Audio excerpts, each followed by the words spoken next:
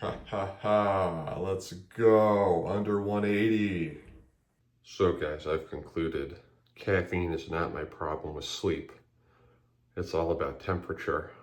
Because it went down to the low 60s last night, I couldn't get to bed, man. I got in bed at like midnight. I was asleep at like 4 a.m. at the earliest. And it's all because of how hot I am. But yeah, I got down to the low 60s last night.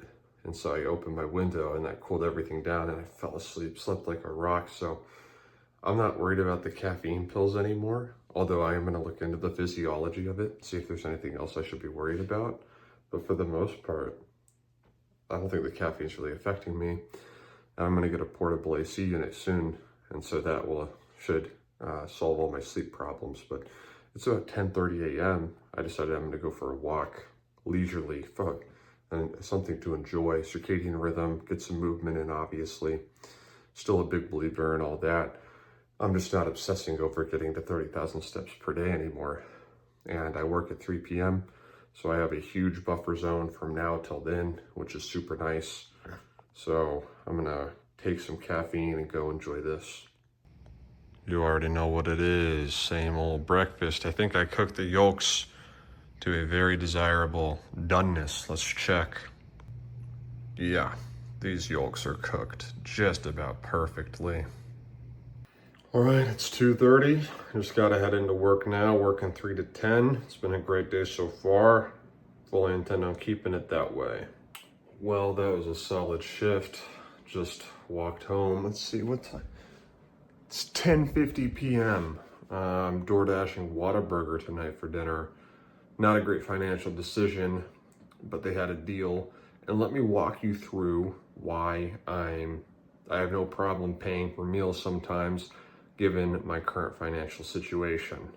So the reason why I make these decisions to buy food sometimes is because if you look at actually creating wealth, making money, yeah, it makes sense to save it where you can. But if you're ever going to climb your way out of poverty or make a meaningful amount of money like I intend to, saving money early on is not really going to change anything. So if you're not making a ton of money, then saving not a ton of money doesn't really change anything. What changes things is when you do increase your income. So right now, let's say I'm making $30,000 a year, which is roughly what it might be, something like that, right? Me pinching pennies when I'm saving $30,000 a year, it's not going to change anything. So as long as you're covering all your bases, your bills, you have, some money saved up in case something bad happens, you're not changing anything by saving a few extra $1,000 per year. What you're actually going to want to do if you're going to create any meaningful wealth is change the fact that you're making $30,000 a year and jack it up to $100,000, $200,000, $300,000 per year. And then once you jack it up, then you want to keep your spending relatively low.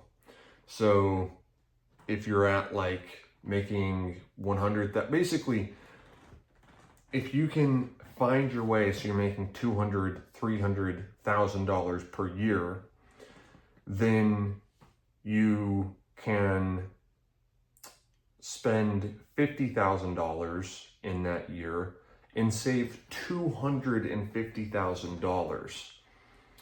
So compare that to if I was just trying to save $10,000 a year while I'm making $30,000 a year. Once I get to this point where I'm making 300 grand per year, I'm going to save the equivalent of 25 years of this 1 year's savings that I could have been using in 1 year. So it doesn't really make sense to pinch pennies if you're poor. It doesn't really make sense to be frugal if you're poor. What makes sense if you're poor is to get your income up. And once you get your income up, don't spend all of it, okay? You want to increase your earnings and income and live a decent lifestyle.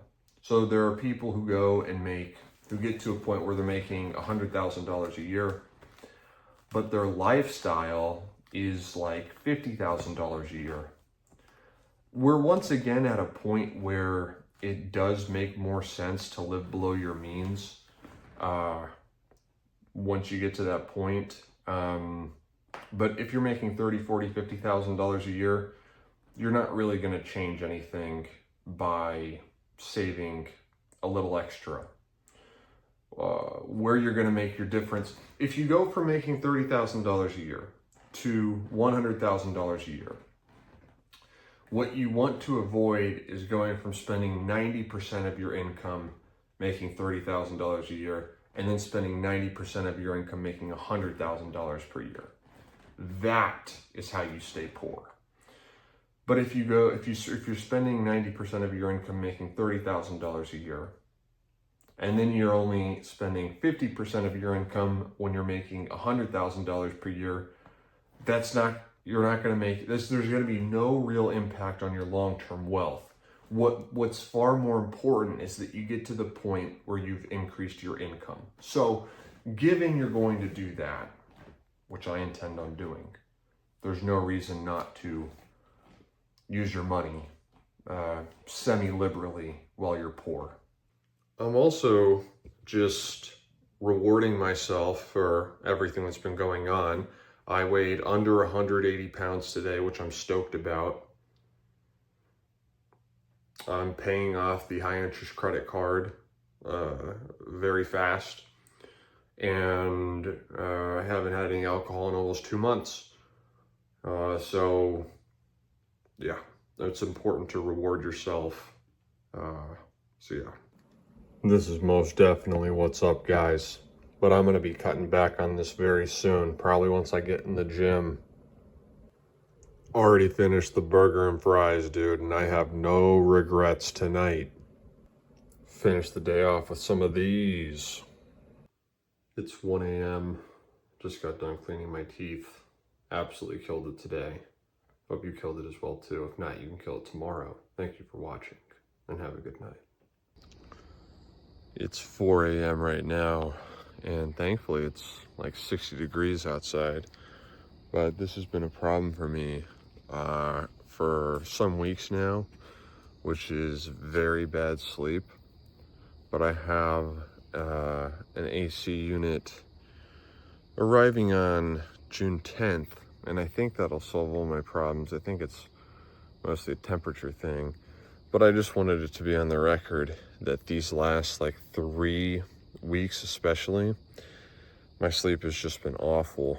And I do think I play a role in that. I think I can position my bed better for feng shui. And I've been using my phone when I get in bed, which is a bad thing.